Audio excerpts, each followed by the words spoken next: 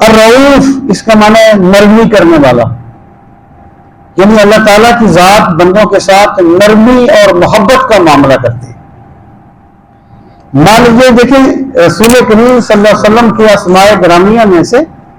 بہت سے نام ایسے ہیں جو اللہ تعالیٰ کے بھی ہیں، جیسے الرؤوف، الرحیم۔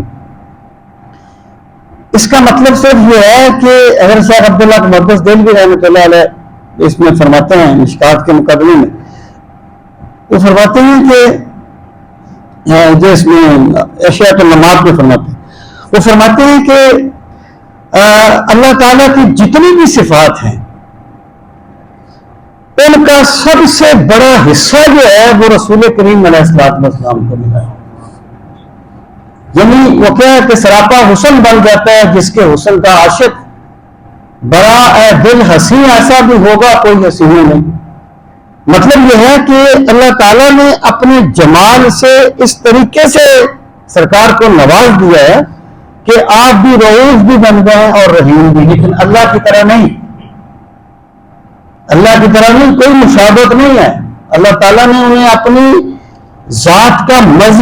مظہر عطم بنا دیا ہے۔ تو یہ یعنی بہت سی ایسی چیزیں اصل میں شیخ صاحب نا اس پہ بات کرتے ہیں حاضر ناظر کے مسئلے پر، اس پر ایک دلیل دیتے ہیں۔ وہ کہتے ہیں کہ اللہ تعالیٰ کی ایک صفت یہ ہے کہ وہ ہر جگہ ہے، انا جلیس من ذکرنی،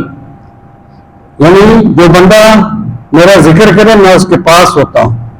اللہ تعالیٰ ہر جگہ، وہ کہتے ہیں یہ جو اللہ کی صفت ہے نا کہ وہ ہر جگہ موجود ہے، اس کا وافر حصہ جو ہے وہ رسول کریم علیہ السلام کا،